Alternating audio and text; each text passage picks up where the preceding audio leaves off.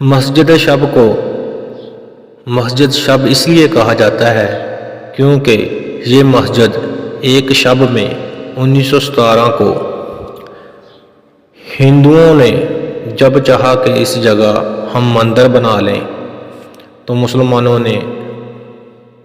اپنے ایمان کو سلامت رکھتے ہوئے، ایمان کی طاقت دکھاتے ہوئے ایک شب میں ہی مسجد کی تعمیر کر دی۔ تو یہ مسجد تقریباً کوئی 3 مرلہ جگہ میں بنائی گئی، جو کہ 1917 کے غیور مسلمانوں نے اپنے ایمان کی طاقت میں دکھاتے ہوئے بنائی۔ تو علامہ اقبال نے اسی ہی جذبے کو مد نظر رکھتے ہوئے شعر کہا تھا کہ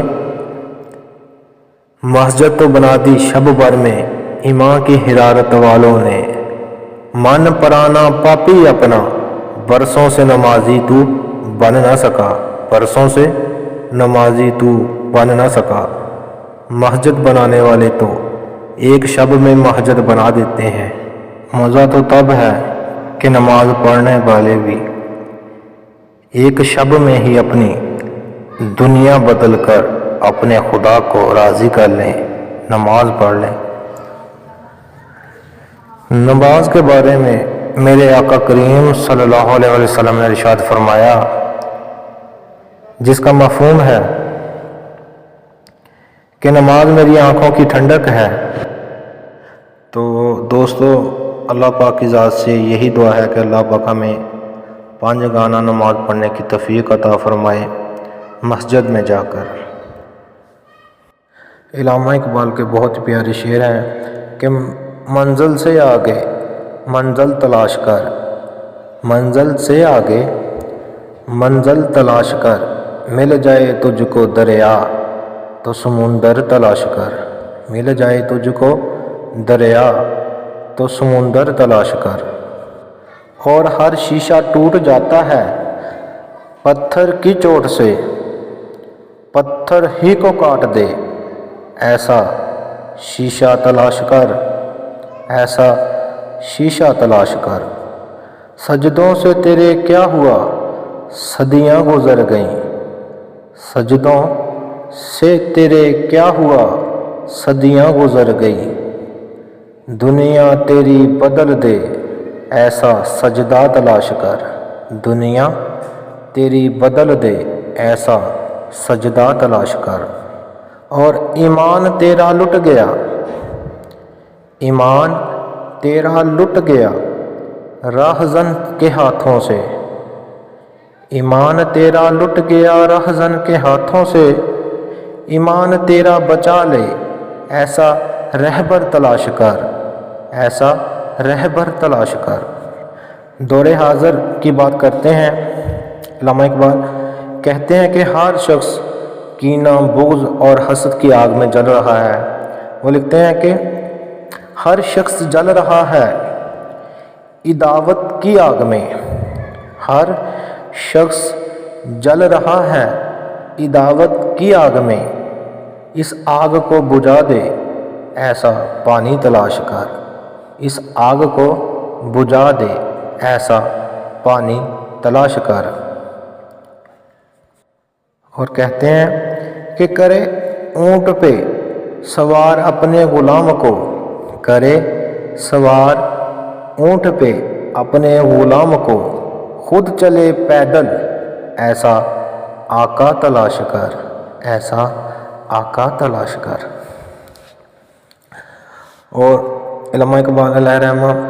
نبی اکرم صلی اللہ علیہ وسلم سے عشق و محبت کرتے ہوئے شعر لکھتے ہیں کہ نگاہ عشق و مستی میں، نگاہ عشق و مستی میں، وہی اول وہی آخر، وہی قرآن وہی فرقان، وہی یاسین وہی طٰہٰ۔ ویسے تو سارا قرآن نبی اکرم صلی اللہ علیہ وسلم کی